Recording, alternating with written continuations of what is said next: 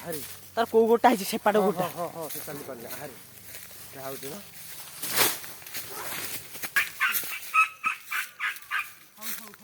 ଏଇ ବୋହୁଛି ନା ରେ ଏଇ ହଁ ରେ ଇଏ ଏମିତି କୁକୁରକୁ ଦେଖିବୁ କୁକୁର ଭୟ କରୁଛି ବା। ସେ ଡାକୁଥିବ ତାଙ୍କ ହାତୀ କି।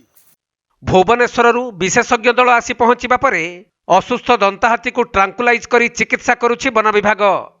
ସୂଚନାଯୋଗ୍ୟ ଯେ ଖୋର୍ଦ୍ଧା ବନଖଣ୍ଡ ରଣପୁର ରେଞ୍ଜ କାଞ୍ଚନପୁର ଜଙ୍ଗଲରେ ଗୋଡ଼ରେ ଗଭୀର କ୍ଷତ ହୋଇ ଏକ ହାତୀ ବୁଲୁଥିବାର ଲୋକମାନେ ଦେଖି ବନ ବିଭାଗକୁ ସୂଚନା ଦେଇଥିଲେ।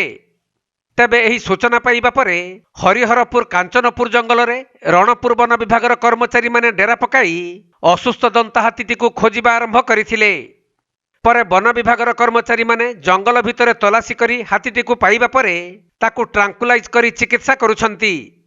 ଯେଉଁଥିପାଇଁ ଭୁବନେଶ୍ୱରରୁ ଏକ ବିଶେଷଜ୍ଞ ଦଳ ଆସିଥିବା ବେଳେ ହାତୀର ଗୋଡ଼ରେ ଗଭୀର କ୍ଷତ ସହ ସଂକ୍ରମଣ ହୋଇଥିବା ଜଣାପଡ଼ିଛି। ଲାଖିବନି ଯେମିତି ଦେହରେ ମୁଣ୍ଡରେ ଆହାରି ଆହାରି ମାନେ କୁଣ୍ଠ ବଢେଇ ଦବ ନା ଆଉ ଆହାରି ଆହାରି ତାର କୋଉ ଗୋଟା ହେଇଛି ସେପାଟ ଗୋଟା ହଁ ହଁ ସେ ଚାଲି ପାରିଲା ଆହାରି। ଖୋର୍ଦ୍ଧା ଜିଲ୍ଲା ପ୍ରତିନିଧି ପ୍ରଶାନ୍ତ କୁମାର ବେହେରାଙ୍କ ରିପୋର୍ଟ, କୋଣାର୍କ ଲାଇଭ୍।